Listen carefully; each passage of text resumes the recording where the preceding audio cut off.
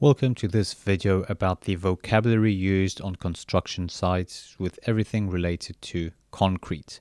First of all, we have a brick, and I guess a brick is self-explanatory. There are different types of bricks though, and one of them is an engineering brick, and an engineering brick is very dense. So when you pick one up, it is much heavier than a typical brick, and that means also that it is capable of taking much higher loads. So that is quite often you might see engineering bricks used as, let's call it a padstone. So basically an area on which we put the one end of a steel beam. Brickwork is a basically wall built out of bricks, and anything that has a few bricks connected together is called brickwork. A block is like a brick but much larger. It is made out of concrete and it is surprisingly light because it is not as dense as you would have thought.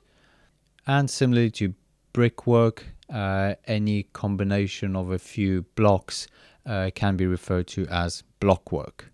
A padstone is like a block, but it is made out of solid concrete and is much heavier than a normal block. And the idea, similar to a steel spreader or engineering bricks, is to take the load of the beam. A cavity is a gap with air, and as you can see here, it is the gap between two layers of a wall. The inside is made out of blocks and the outside made out of bricks.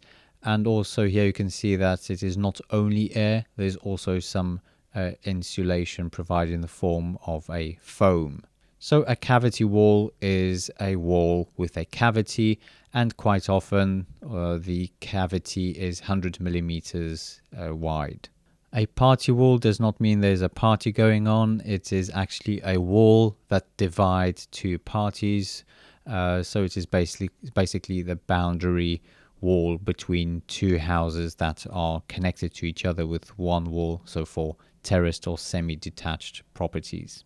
A stud wall is a wall that is not a load-bearing wall, so it is made out of timber joists and then you have plasterboard put on top of it, and it forms basically new rooms. Quite often after you apply the plasterboards to the studs, you then have to plaster it like shown here to achieve a very smooth surface. A partition wall is a wall that basically subdivides an area into smaller offices or rooms. It is definitely non-load bearing and it is normally either made out of glass or even some sort of strengthened cardboard. A load-bearing wall is a wall that is capable of taking significant loads.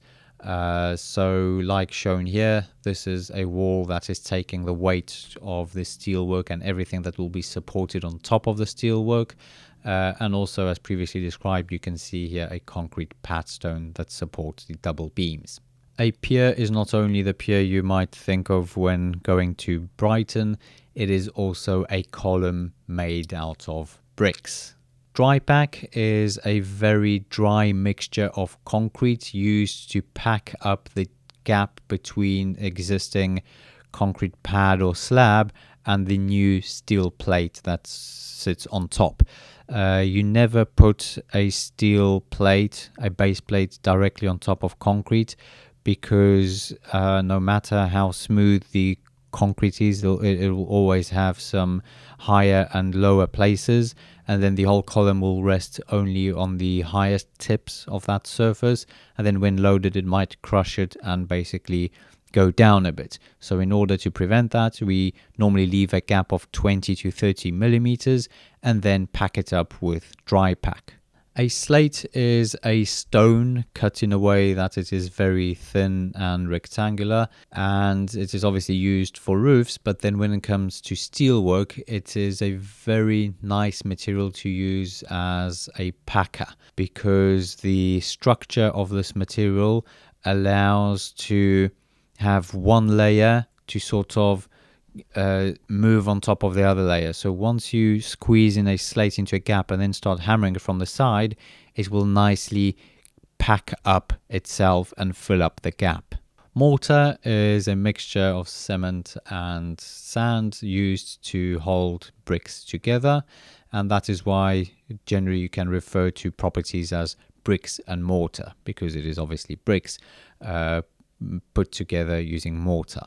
Grout is what is used to fill up the gaps between tiles, and render is when you have a thicker layer than plaster on top of normally a brick wall in order to smoothen it out and then apply a different coating.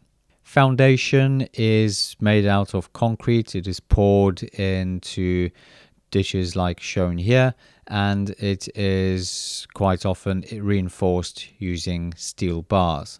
A concrete slab is a surface laid out of concrete. It is normally quite smooth, and then on top of it you put screed, maybe some insulation, and then the finish floor.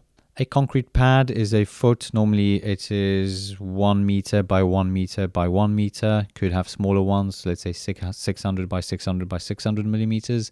And the purpose of it is for it to hold a steel column and then to spread the load beneath onto the surface of the ground.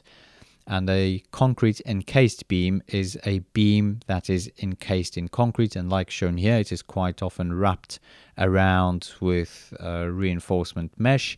Then you have some timbers to prevent the concrete from spilling out, and then you basically pour concrete all over it. Thank you very much. If you'd like to connect and watch future videos, then please sign up to one of our platforms. Thank you.